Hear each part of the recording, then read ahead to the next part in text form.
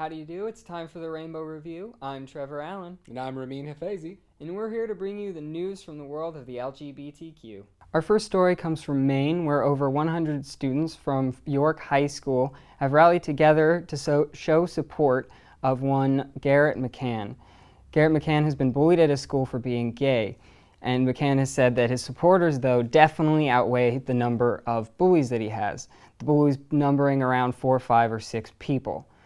The media attention from this rally has brought to light assault allegations that involve Garrett's older brother. The brother was suspended from school last week after allegedly taking on one of the bullies and may face criminal charges for physical confrontation. The principal of the school, Carl Francis, has described the rally as a statement showing unity and respect among the students. Francis continued saying, quote, "We have dedicated the day to listen to students and look forward to working alongside them to ensure that all students feel welcome, safe, and supported at York High School." Continuing to say, quote, "Violence is never an acceptable solution to conflict.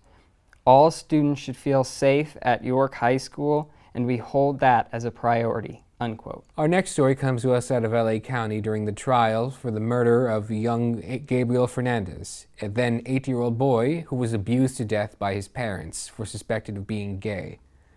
This week marks the testimony. This week, security guard Arturo Martinez came forth with his testimony on the case.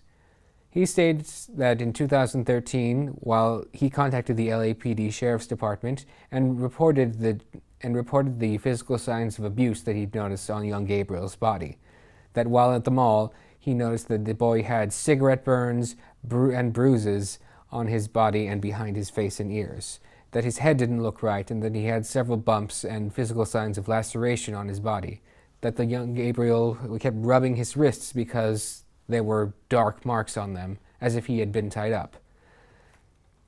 He also reported that when he Martinez also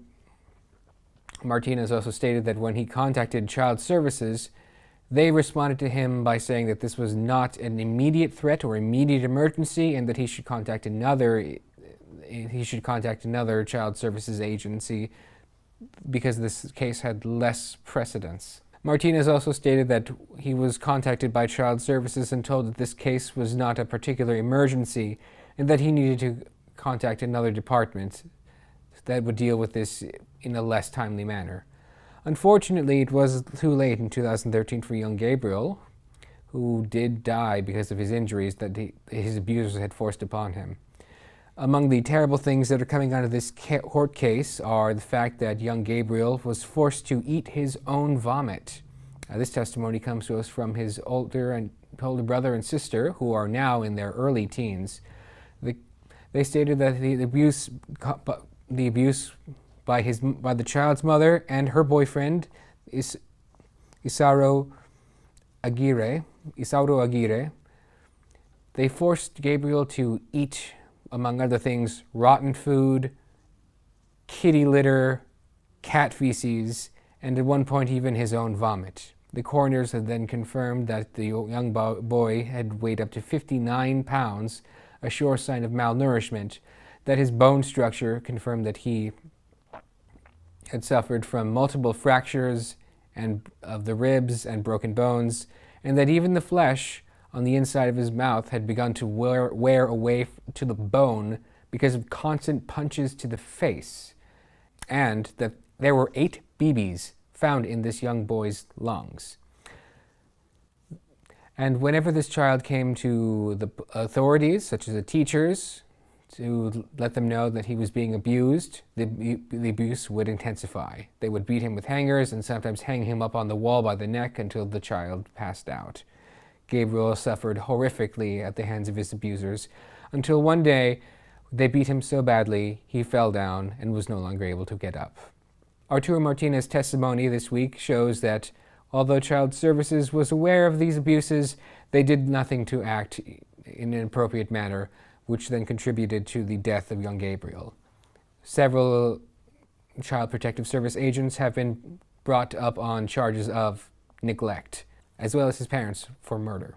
His parents also psychologically tortured him because they thought he was gay by forcing him to wear girls' clothing, various pink dresses to class in order to psychologically torture the boy.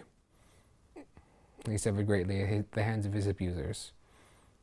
May he rest in peace. During this week's trial, the jury had to be dismissed up 2 times because every single member of the jury had broken out into tears, including the boy's now 14 and 15-year-old brother and sister. Our next story comes to us out of Chechnya, where we have more bad news. Unfortunately, one of the recent victims of the Chechnyan purge of LGBT people is a Russian pop star by the name of Zelim Khan Bakayev, who was tortured and killed. He was last seen on August 8th in the city of Grozny, where he was attending the wedding of his sister. According to reports, within 3 hours of arriving in the city, Zelim Khan was arrested by the authorities on the charges of being suspected of being a homosexual. Shortly afterwards, his Instagram account mysteriously disappeared, and although there seems to be a Twitter profile which has not yet been taken down, there's been no activity of such. This comes to us on the heels of more bad news, as one of the survivors of the Chechnyan purge came forth with more graphic details on how these people were tortured, killed, and rounded up. Although activists in Chechnya remain hopeful and show a sign of solidarity for his family, it is assumed that Bakayev is presumed dead at this point. Last year in Iowa, a 16-year-old gender-fluid teenager named Kadari Johnson was kidnapped, suffocated, and executed by 2 men who had discovered that Johnson was non-binary. The 2 cousins, named Jorge Sanders Galvez and Juan Perhan, the 2 men spotted Johnson in a shop and then proceeded to follow in their car before picking up Johnson and taking them to a Burlington home. There, a struggle ensued during a sexual encounter, after which point the cousins suffocated Johnson, shot them, and dumped their body in an alley. The case is being investigated by the Department of Justice by the order of Attorney General Jeff Sessions. This may seem like a change of directions for Jeff Sessions and the DOJ after they have previously defended businesses who wish to discriminate against the LGBTQ, as well both as customers and as employees. But this is actually very consistent with Jeff Sessions' view of being against hate crimes as long as they are violent. This week, the Australian Bureau of Statistics reports that there are up to 14 cases of strange occurrences regarding the Australian ballot that's going on. Currently, the mail-in ballot is to gauge whether or not the public wants to have gay marriage legalized or not. And the Bureau has reported that there are cases where razor blades, among other things, have been found in these ballots. Some of these cases are strange and unique, and they come out of Sydney, as reported by the police, where dirt or glitter and even razor blades have been found in some of the ballots. There are even reports that blank ballots are being sold illegally online for the highest bidder. Strange things coming out of Sydney, as there are also repeated attempts by right-wing hate group, the Family Research Council, is continuing in its crusade to derail the ballot and the mail-in by promoting negative anti-LGBT propaganda. But it's not all bad news, because city officials in the city of Sydney stated that if passed, the city of Sydney will allow free gay marriage for up to 100 days in certain areas of the city. Some of Sydney's most iconic touristy sites will be open to public mass same-sex weddings in celebration of the upcoming mail-in ballot. So up to 72% of the mail-in ballots have been tallied.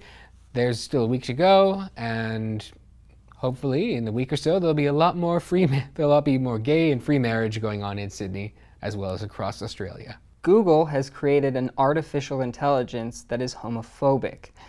The AI, known as Cloud Natural Language API, analyzes statements to find whether or not they are positive or negative in connotation.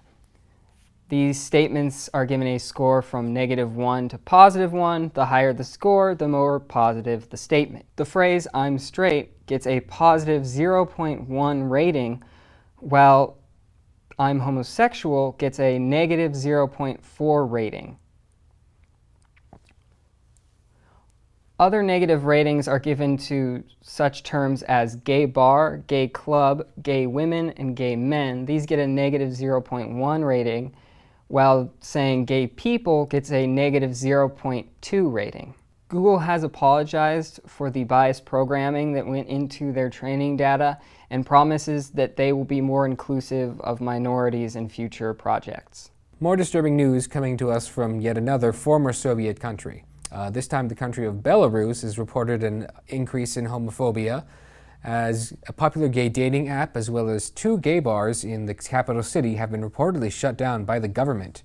The president of Belarus, one Alexander Lukashenko, has gone on record saying that it is better to be a dictator than to be gay, and that in these gay bars, the government came in with police officials, started searching the people for their IDs, asking for their IDs and their passports, taking down information.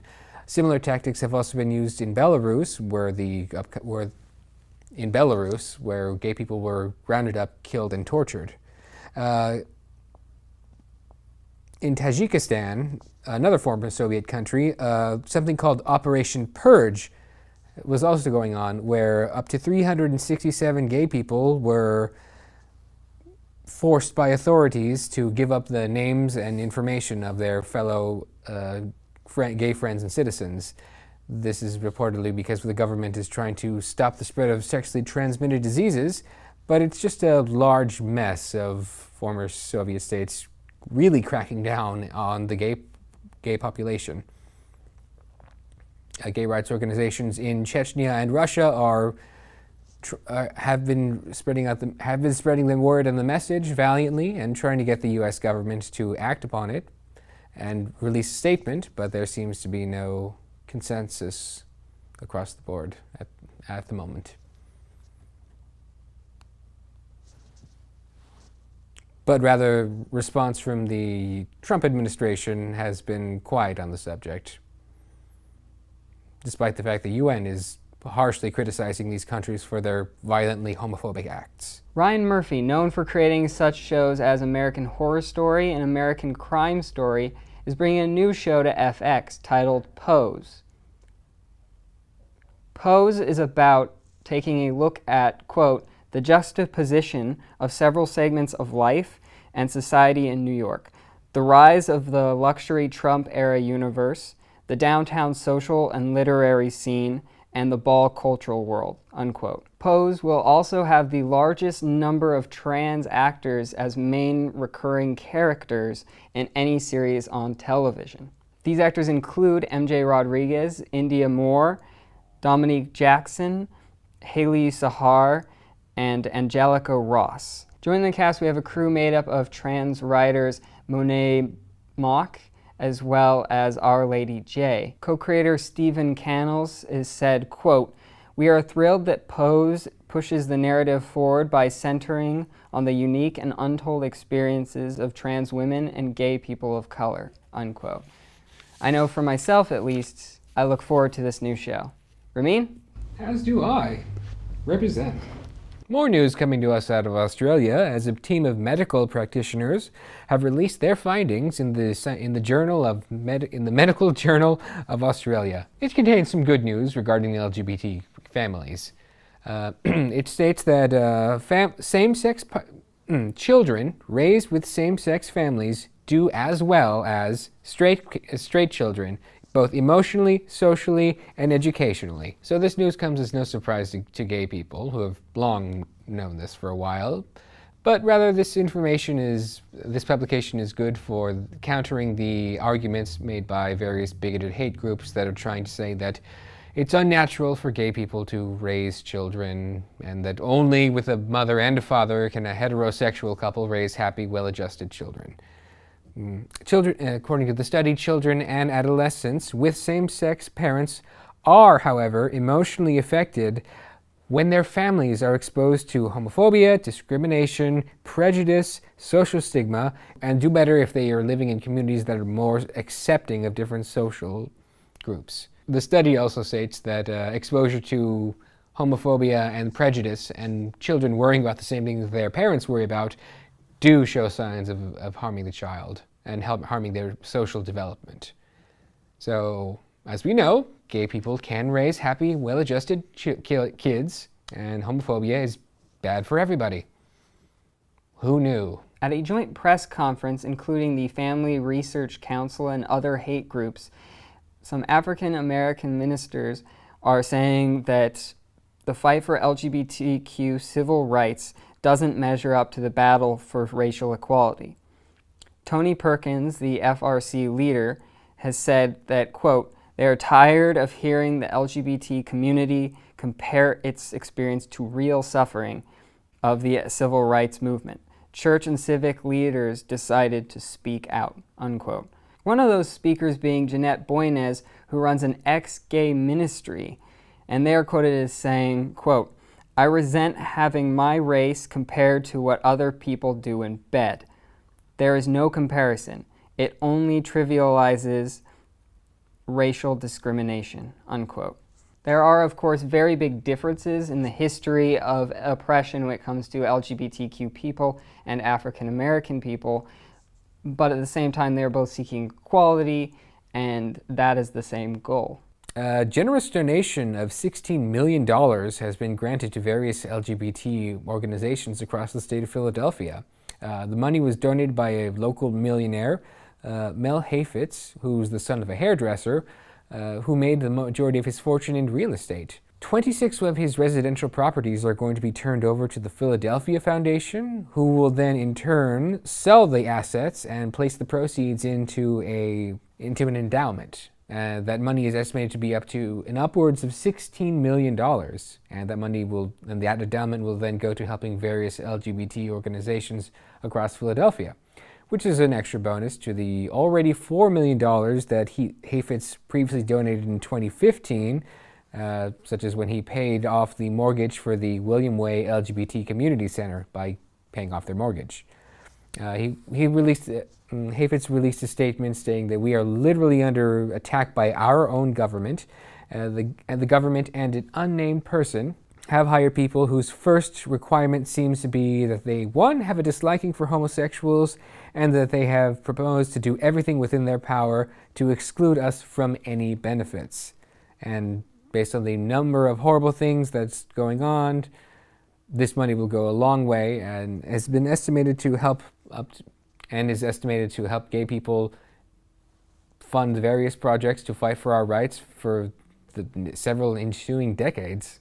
The Disney Channel show Andy Mack is going into its second season and will include the network's first gay storyline.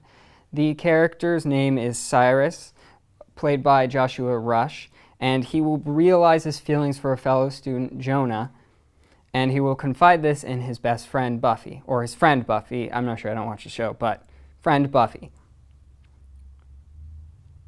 Disney has said that this scene is intended to promote a positive role model for both kids watching the show as well as adults. In future episodes, we will follow Cyrus on his journey to discover sexuality as well as having to inform his current girlfriend, Iris.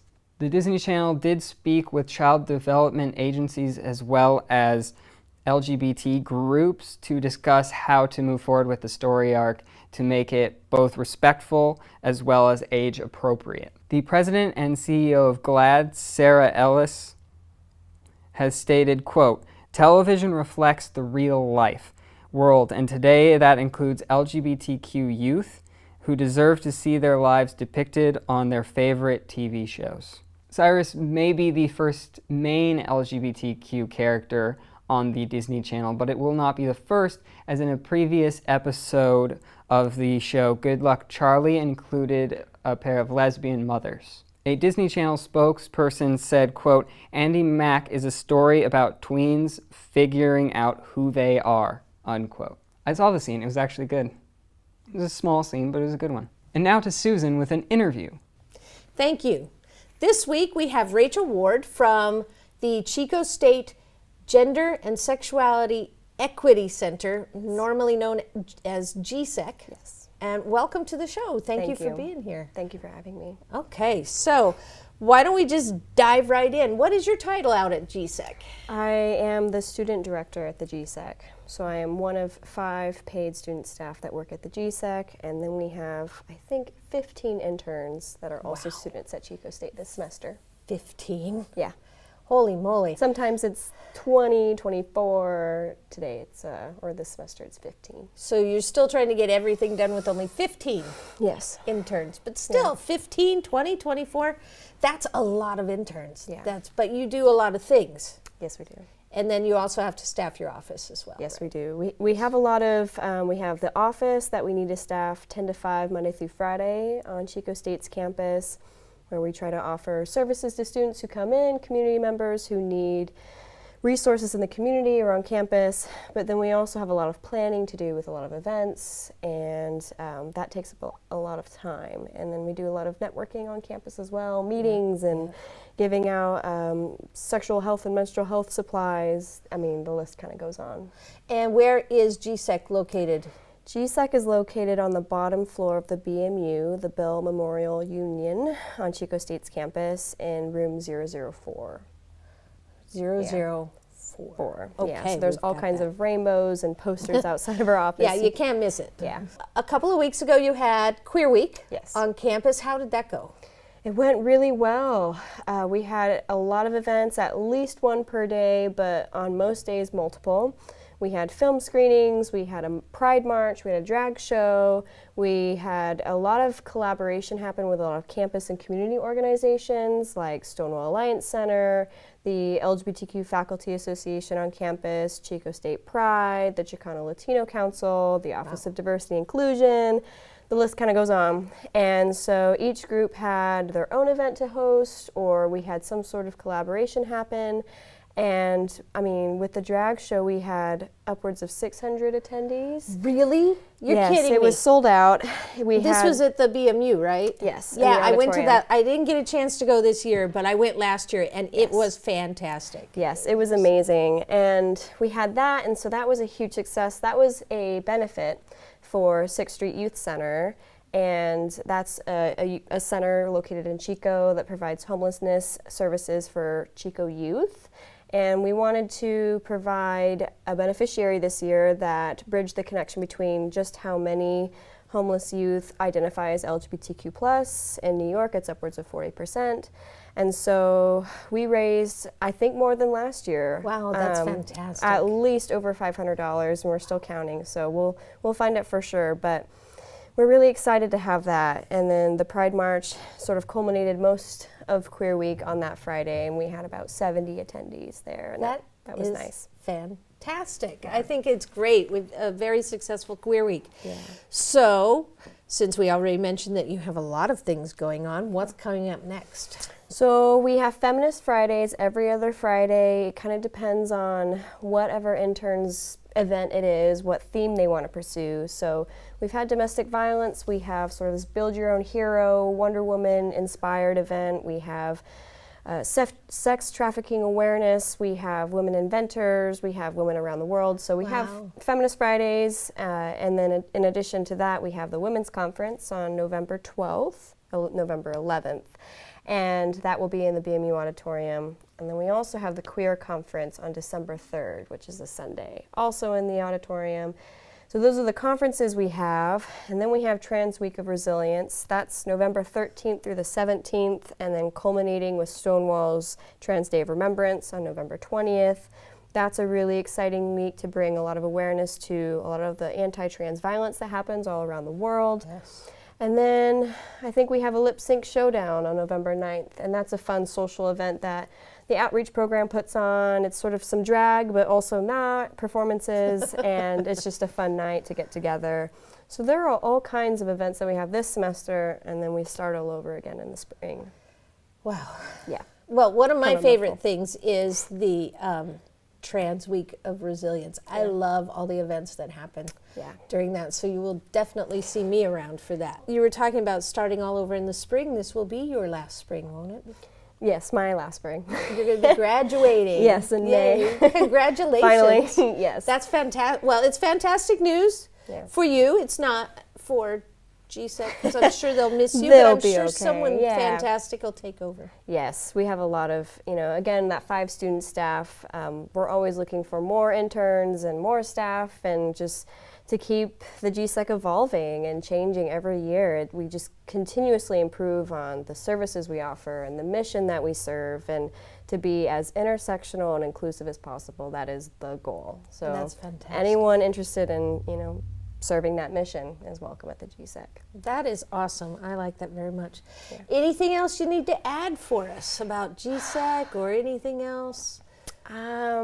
I would like to say, just in case, if anyone's ever looking for a low-cost menstrual cup or a free pregnancy test with no judgment attached, or free tampons and pads, free condoms, lube, we have all of that in the GSEC. And I mean, we have t-shirts too, but some of those services that are free or low cost are hard to come by. Exactly. And some places in the community offer that with judgment, and that's not cool. And so, you can just walk right in, head straight to the supply closet and walk right out. And that's something I really love about the GSEC is, you can come in there and find that. You can look for a brochure. You can sit on the couch and eat your lunch and not talk to anybody.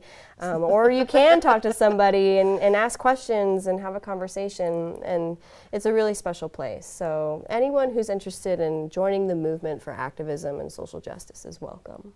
Well, thank you very much for being here, Rachel. That was really enlightening. One of the best things we've got in Chico is GSEC. So check them out if you ever get a chance. And thank you very much. Thank you. That's all we have for today.